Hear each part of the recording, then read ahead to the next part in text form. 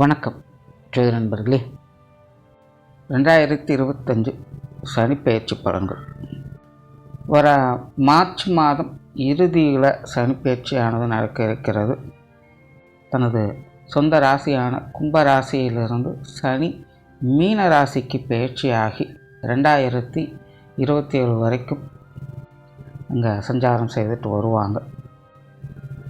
பொதுவாக இந்த 2025 வருடத்தை பொறுத்த வரைக்கும் பெரும்பாலான ஜோதிடர்களுடைய கருத்துக்கள் அப்படிங்கிறது கொஞ்சம் நெகட்டிவான விஷயங்களை நோக்கி தான் இருக்குது.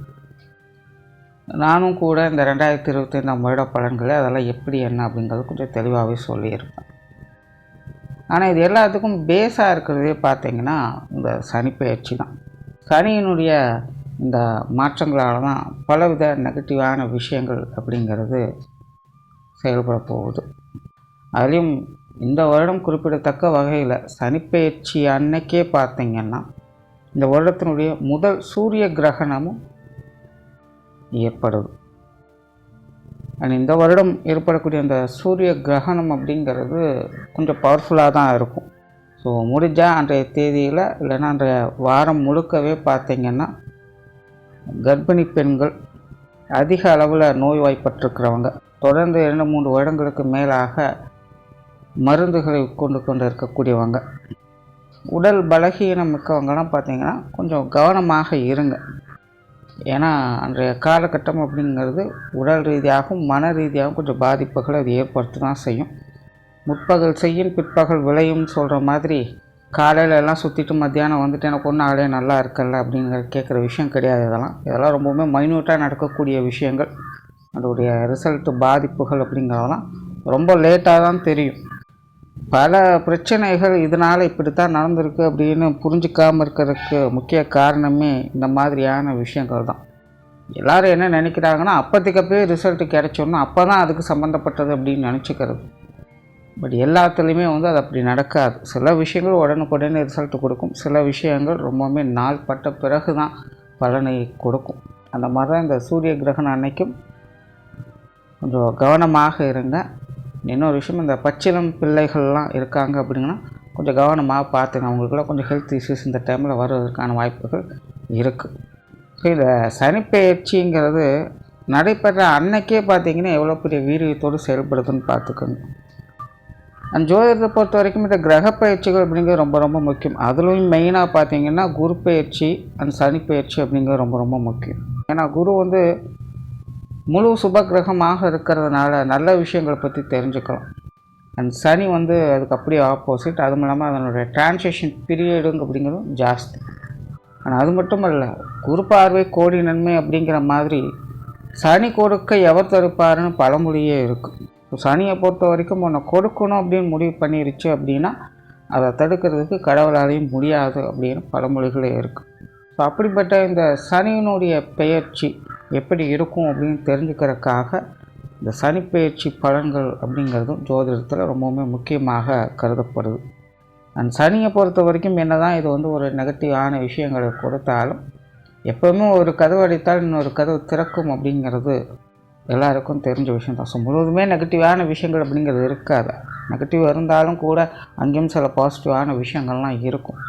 அதனால தான் இந்த சனிப்பெயர்ச்சி பலனை எதுக்கு முக்கியமாக ஜோதிடம் பார்க்குது அப்படின்னா, நல்லது நடக்கலைனாலும் பரவாயில்ல, கெட்டது எதுவும் நடக்காமல் இருந்தால் அதுவே ஒரு பெரிய நல்ல விஷயந்தான் அப்படிங்கிறதுக்காக தான்.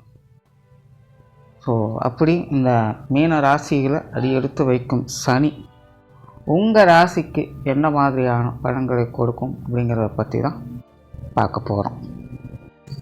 சிம்ம ராசி. சிம்ம ராசிக்கு 6க்கும் 7க்கும் அதிபதியாக இருக்கக்கூடிய சனி இனி உங்களுடைய ராசிக்கு அஷ்டமஸ்தானத்தில் அடுத்த 2 வருட காலங்கள் சஞ்சாரம் செய்துட்டு வரும். ஸோ ராசி ரீதியாக பார்க்கும்போது சிம்ம ராசிக்காரங்களுக்கு கண்டகச்சனிலிருந்து இந்த அஷ்டமச்சனி அப்படிங்கிறது ஆரம்பிக்குது.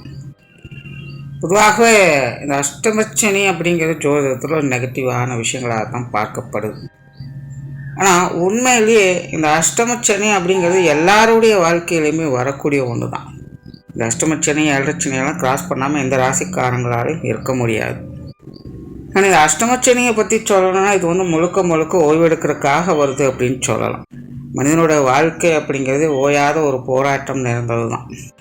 பெருவுக்கடலை நீந்தி கரையேறுவது அப்படிங்கிறது முடியாத காரியம்ங்கிறது முன்னோர்களுடைய வாக்கு. ஸோ அந்த அளவுக்கு இது ஓயாத போராட்ட வாழ்க்கையாகத்தான் எல்லாருக்குமே இந்த வாழ்க்கை நிலையானது அமையுது. பட் இந்த அஷ்டமச்சனி காலங்கள் வரக்கூடிய காலகட்டங்களில் அந்த போராட்ட வாழ்க்கையிலிருந்து விலகி இருக்கக்கூடிய நிலை தான் ஏற்படும். அதனால தான் இந்த அஷ்டமச்சனி அழைச்சின்னா ஆரம்பிச்சிருச்சு அப்படின்னா எதுலையும் இன்ட்ரெஸ்ட் இருக்காது. அப்படியே இருந்தாலும் எதுலையும் ஒட்ட முடியாது. ஒன்று தானாகவே விலகிடுவாங்க, இல்லைன்னா மற்றதெல்லாம் சேர்ந்து அவங்கள விலக்கி வச்சிடும். இதுதான் நடக்கும். ஆனால் இந்த அஷ்டமச்சனி அப்படிங்கிறது முழுக்க முழுக்க போராடி கொண்டு இருக்கக்கூடிய அந்த வாழ்க்கையில் கொஞ்சம் ரெஸ்ட் எடுத்துகிட்டு போகிற மாதிரி ஒரு பிரேக்கு கொடுக்கக்கூடிய ஒரு காலகட்டம் தான் இது. ஆனால் இன்றைக்கி இருக்கிற இந்த லைஃப் ஸ்டைலில் எல்லாமே மணி மோட்டிவாக மாறியாச்சு.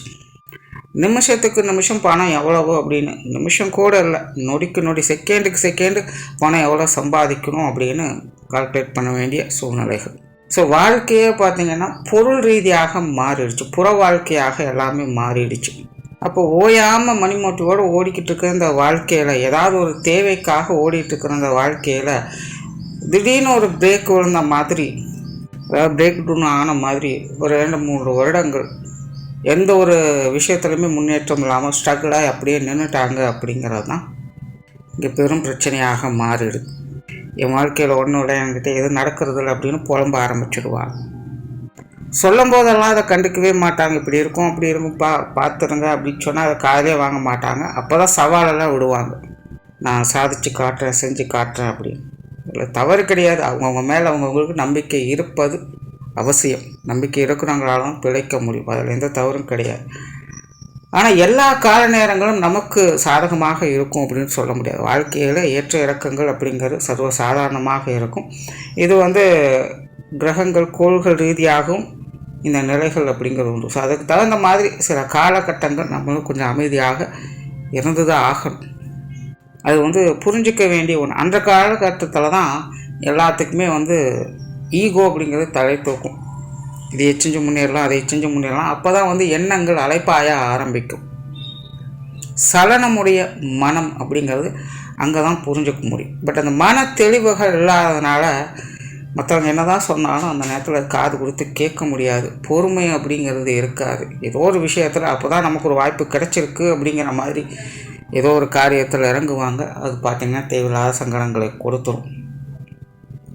எல்லாம் முடிஞ்ச பிறகு தான் இப்படி இருக்குது அப்படிங்கிறதே அவங்களால உணர முடியும். அதே போல் தேவையில்லாமல் வாயை கொடுத்து மாட்டிக்கிறது, மற்றவங்களுடைய சொல் பேச்சை கேட்டு சங்கடப்படுறது, இந்த மாதிரியான விஷயங்கள்லாம் பார்த்திங்கன்னா இந்த காலகட்டங்களில் தான் அதிகமாக ஏற்படும். இந்த அஷ்டமச்சனி அப்படிங்கிறது பெருசாக ஒன்றும் கிடையாது. பொறுமையாக நிதானமாக அமைதியாக இருக்க வேண்டிய ஒரு காலகட்டம். ஒன்று, நீங்களாகவே எல்லா விஷயங்களையும் பட்டும்படாமல் ஒதுங்கி தனித்து நின்று உங்களுக்கான விஷயங்களை சிந்தித்து இருப்பீங்க.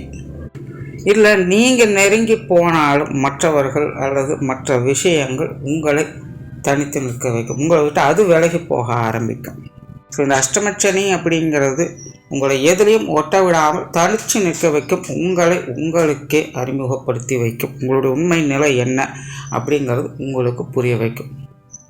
உங்களுடைய வாழ்க்கை என்ன, உங்களுடைய பொருளாதார நிலை என்ன, உங்களுக்கு உகந்த மனிதர்கள் யார், எப்படி, என்ன அப்படிங்கிறதெல்லாம் இந்த காலகட்டங்கள்லாம் உங்களுக்கு புரிய வைக்கும். ஒரு உண்மைத்தன்மையை அறிந்து அதற்கு தகுந்த மாதிரி அடுத்த இலக்கு நோக்கி போவதற்கான சூழ்நிலைகளை இந்த அஷ்டமச்சனி காலத்தில் அது ஏற்படுத்தி கொடுக்கும். ஸோ இந்த விஷயங்களை முழுமையாக புரிந்து உணர்ந்து அமைதியாக பொறுமையாக இருந்து பார்க்க வேண்டிய ஒரு காலகட்டம் தான் இது.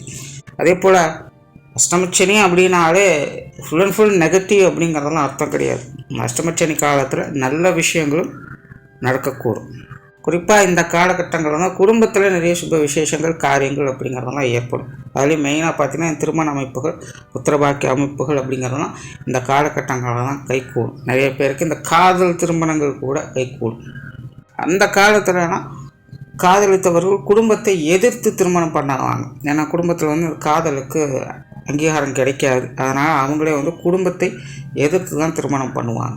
பட் இப்போ அந்த மாதிரியான சூழ்நிலைகள்லாம் இல்லை. எல்லா வித வேறுபாடுகளையும் மறந்து எல்லாத்துக்குமே அக்செப்ட் பண்ணக்கூடிய நேரம் தான். ஸோ காதல் திருமணங்கள் கூட இந்த காலகட்டங்களில் உங்களுக்கு கைகூடும். அதே போல் இந்த வெளிநாடு வாய்ப்புகள் அப்படிங்கிறது அந்த காலகட்டங்களில் சாதகமாக இருக்கும். ஒரு காலத்தில் இந்த வெளிநாட்டுக்கு போகிறது அப்படிங்கிறதுனால ஒரு ஆகாத விஷயமா இருந்து வந்தது. கடல் தாண்டி போகிறது ஒரு குற்றம்னே சொல்லுவாங்க. ஆனால் திரைக்கடலோடையும் திரவியம் தேடு அப்படின்னு சொல்லி வச்சுட்டு போனாங்க. ஸோ அன்னைக்கு அது நெகட்டிவாக பார்க்கப்பட்ட நிலைகள் அப்படிங்கிறது இருக்குது. பட் இன்றைக்கி இந்த வெளிநாடு போகிறது, வெளிநாட்டில் செட்டில் ஆகிறது அப்படிங்கிறதெல்லாம் ஒரு சாதகமான அமைப்பில் அது ஒரு வாய்ப்பாக தான் எல்லாருமே பார்க்குறாங்க. ஸோ பெரும்பாலும் இந்த அஷ்டமச்சனி காலத்தில் வெளிநாடு யோகம் அப்படிங்கிறது சிறப்பாக வேலை செய்யும். வேலைக்காக, குடியிருப்புகளுக்காக அல்லது படிப்பிற்காக, எந்த ஒரு காரியத்துக்காக இருந்தாலும் வெளிநாடு சம்பந்தப்பட்ட விஷயங்கள் உங்களுடைய ஈடுபாடுகள் அப்படிங்கிறது கொஞ்சம் தடை தாமதங்கள் இருக்கத்தான் செய்யும். அதாவது போய் செஞ்ச உடனே உங்களுக்கு அதோட வாய்ப்புகள் அப்படியே தூக்கி கொடுத்துரும் அப்படிங்கிறதெல்லாம் கிடையாது. ரிஸ்க் இருக்கும். அஷ்டமச்சனி அப்படிங்கிறது ரிஸ்க்கு கொடுக்கறது தான். ஏன்னா எல்லாத்துலேயுமே உங்களை தனித்து நிற்க வைக்கும். ஏதாவது ஒரு சோதனை கொடுத்து சங்கடங்களை கொடுத்து அதை நிற்கத்தான் வைக்கும். பட் சங்கடங்கள் இருந்தாலும் அது சாதனைகளாக மாறக்கூடிய விஷயங்கள் அப்படிங்கிறதும் உண்டு. ஸோ ரிஸ்க் எடுக்க நீங்கள் தயாராக இருக்கணும். உங்களுடைய முயற்சிகள் அப்படிங்கிறது கண்டிப்பாக இருக்கும். அந்த முயற்சிகளுக்கு தகுந்த பலன்களை தான் கொடுக்கும். ஏன்னா சனியே கர்ம பலனை கொடுக்குறவங்க தான். சும்மா இருக்கிறவங்களுக்கு தூக்கி கொடுக்கறது கிடையாது. அது மற்ற கிரகங்கள் வேணால் செய்யலாம். ஆனால் சனி அப்படி செய்யாது. கஷ்டகாலத்திலும் கூட அவங்களால முடிஞ்ச எஃபர்ட்டை அவங்க கொடுத்து தான் ஆகணும். ஆனால் கொடுக்க வேண்டிய விஷயங்களுக்கு கொடுக்கும்போது அதில் சாதகமான அமைப்புகளை எதிர்பார்க்கலாம். எல்லா விஷயங்களையும் போய் அதில் நல்லதை எதிர்பார்க்க முடியாது. ஸோ அந்த மாதிரி இந்த வெளிநாடு சம்மந்தப்பட்ட விஷயங்களுக்கு உங்களுடைய முயற்சிகள் அப்படிங்கிறது சாதகமாக இருக்கும். அண்ட் ஜென்ரலாகவே பார்த்திங்கன்னா இந்த அஷ்டமச்சனி காலத்தில் தான் முயற்சிகள் அப்படிங்கிறது அதிகமாக இருக்கும். முன்னாடியே சொன்ன மாதிரி வீம்புக்குன்னு சில சவால்கள்லாம் விட்டு செயல்பட முற்படுவாங்க. பட் வீம்புக்காக எதையும் செய்யாது. உங்களோட ஈகோவை கொஞ்சம் ஒதுக்கி வச்சுக்கோங்க. ஈகோவோடு செய்யும்போது அங்கே எந்த காரியம் வேலை செய்யாது சனி இருக்கும்போது. ஆனால் உங்களுடைய முயற்சிகள் அப்படிங்கிறது இந்த காலகட்டங்களில் சாதகமாக இருக்கும். நீங்கள் எடுக்கக்கூடிய எஃபர்ட்டுக்கு நன்மைகளை பார்க்க முடியும். ஸோ என்றைக்கும் முயற்சிகளை கைவிடாமல் இருங்க. இப்போ இல்லைனாலும் அடுத்தடுத்து வரக்கூடிய காலகட்டங்களுக்கு அது உங்களுக்கு பேர் உதவியாக இருக்க செய்யும். ஸோ முயற்சிகளில் நற்பலன்களை எதிர்பார்க்க முடியும். அதே போல் இந்த அஷ்டமச்சனி காலத்தில் தான் திடீர் யோக வாய்ப்புகள், அதிர்ஷ்ட வாய்ப்புகள் போன்ற அமைப்புகள்லாம் இருக்கும். தேவையில்லாத சங்கடங்கள், அதாவது எதிரி தொல்லைகள் அப்படிங்கிறது கொஞ்சம் விலக ஆரம்பிக்கும். யாரும் அவ்வளோ சீக்கிரம் கண்டுக்க மாட்டாங்க. பிரச்சனை பண்ணணும்னு நினைக்கிறவங்க கூட இப்போ வேணாப்பா அப்புறம் பார்த்துக்கலாம் அப்படின்னு கொஞ்சம் ஒதுங்கி போக தான் செய்வாங்க. ஏன்னா எல்லாத்துலேருந்துமே உங்களை விலக்கி தான் வைக்கும். இது யாரையும் சேர்த்து வைக்காது. அப்போ உங்களுக்கு சங்கடம் கொடுக்கணும்னு நினைக்கிறவங்க கூட இப்போ கொஞ்சம் ஒதுங்கி தான் போவாங்க. ஸோ ஏதோ ஒரு வகையில் எதிர்பாராத சில அதிர்ஷ்ட வாய்ப்புகள், யோக வாய்ப்புகள் போன்ற நிலைகள்லாம் பார்க்க முடியும். உங்களுடைய இன்ட்யூஷன் பவர் அது இருக்கக்கூடிய ஒரு காலகட்டமாக இருக்கும். கற்பனை உலகத்தில் இருப்பீங்க. ஆழ்ந்த சிந்தனைகள் இருக்கும். ஏன்னா இது தனிச்சு இருக்கக்கூடிய ஒரு காலகட்டம் அப்படிங்கிறதுனால உங்களை பற்றி உங்களுக்குள்ளே ஒரு ஆழ்ந்த சிந்தனைகள் அப்படிங்கிறது ஏற்படும்.